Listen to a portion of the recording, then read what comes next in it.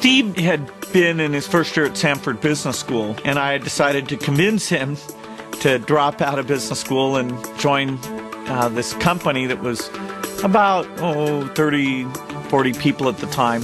Our first flight to Florida to see IBM, we didn't really think things through very well, and Bill has forgotten a tie. He didn't bring one, and we got actually to Boca Raton about 10 o'clock, and I think the meeting started at 10. The problem was the stores didn't open until 10. So we dashed into the Burdines, whoop, scooped up a tie, got over to IBM, got kind of locked into a room, and they were just peppering Bill with technology questions. The IBM deal was very important. I mean, it really was both the event that brought us into the mainstream of the founding of the PC, and of course, operating systems are the biggest part of our business. And that was really our first big operating system sale.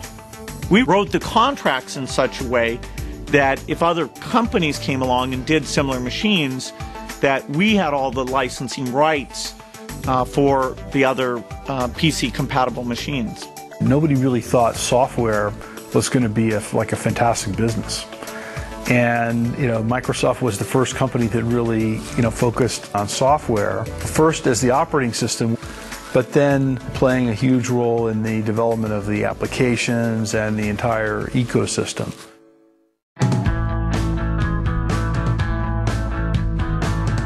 Certainly the graphic user interface, or GUI as we used to say then, was a very, very important development in the industry, and Bill Gates recognized that very early on. In the early days, everything had to be done through the keyboard. If you were just using a word processor, you had to have the skills of a piano player just to be able to, delete a word, etc., because you had to, press Control Alt Shift J, all together at the same time. The leading business computer, the IBM PC, was not graphical. And our competitors took out full-page ads in the Wall Street Journal and the New York Times saying graphic user interface was a terrible idea. I remember asking Bill, what if Windows doesn't really make it? And Bill said, quite candidly, he said, well, we strapped ourselves to the mast with Windows, so we'll go down with the ship. Our strategy can be summarized in one word: Windows. Please welcome Bill Gates.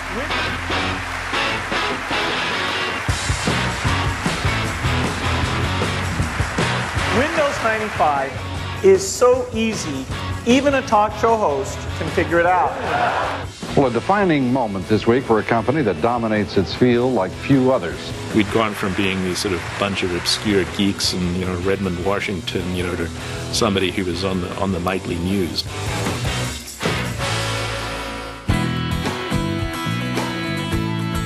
At the Justice Department, there you see Attorney General Janet Reno. Let's listen in. As you know, the court has just announced its remedy in the Microsoft case. In the 1990s, we were still a startup at heart, and yet in the eyes of many other people, we were a much larger company that really, in their view, didn't have to worry about succeeding. There were definitely some people in government who felt that by integrating the browser into the operating system, Microsoft was acting in an anti-competitive way. And yet, for the people working at the company, this was all about being competitive. The ruling lifts the cloud of breakup over the company, reverses the time claim, and says clearly that we did not attempt to monopolize the browser market.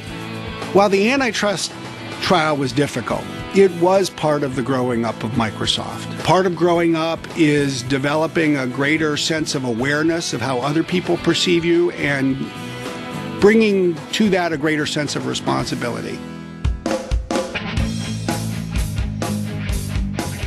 The first time I met Bill, I really liked him from that very moment, because I was a programmer and I looked at him and he was clearly a geek, and I really enjoyed talking from one geek to another, and we had a lot to talk about.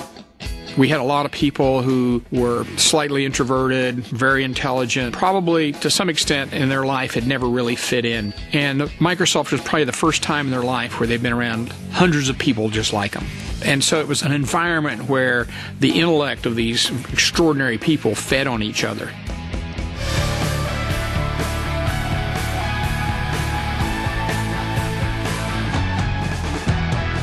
When we first started talking about the Xbox, the conversation with Bill and in the boardroom was really, do we believe that entertainment is going to be like a software industry, and 20 years from now, do we want to have the same kind of impact on changing the way that people play as we have in the last 20 years with the way that people work? And the answer was yes. I think we proved to ourselves once already that we can really undergo, a huge change. We made the same kind of change to internet-based software, and we'll make the same kind of change when it comes to software and services. In our world, there's two things that drive us forward. One is, how is the hardware evolving? And the second then is, what do you do with it? How's the software evolving? The other thing is, we're really trying to change the nature of software, where people will have a much more natural way of interacting with the machines. We've introduced the surface computing. We've got phones and game consoles, and I think increasingly we'll be able to talk to our computer and it'll talk back. And it may even become possible for it to anticipate some of the things that we want to do and just do them for us. And so the frontier for software to have the impact is bigger than ever.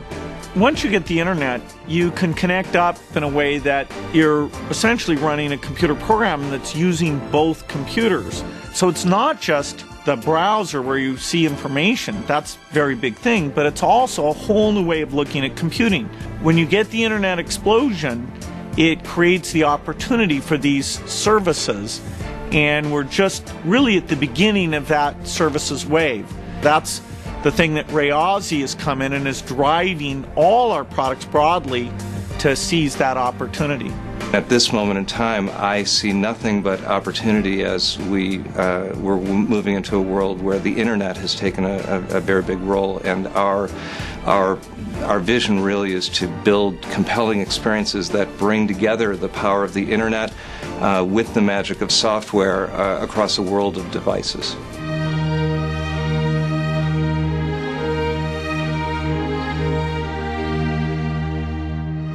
Bill and I believe that all lives, no matter where they're lived, have equal value. And we want to make sure that everybody on the planet has the chance to live a healthy and productive life.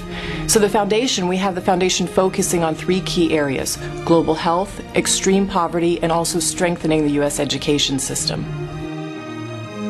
Bill has a really amazing ability to take very complex problems apart. So whether those are problems in the computer technology arena or whether those are problems of the neediest around the globe, but he sees things in large systems. He sees the scale and the magnitude of the problem, and then he's able to take them apart and say, what is the foundation's catalytic role in making change here? Where should I bring other partners in? Where should I bring governments in? It will be fantastic to see what 30 years from now we celebrate as the contribution that he made during this second career for Bill Gates. And I think when people look back, 100 years from now, they'll think about literally a period that's probably 50 or 60 years long in which computer technology changed the world. I think they'll just say, wow, wasn't that an amazing period? As amazing as any industrial revolution, as any kind of advance in the history of the world. We really achieved the ideal of what I wanted Microsoft to become.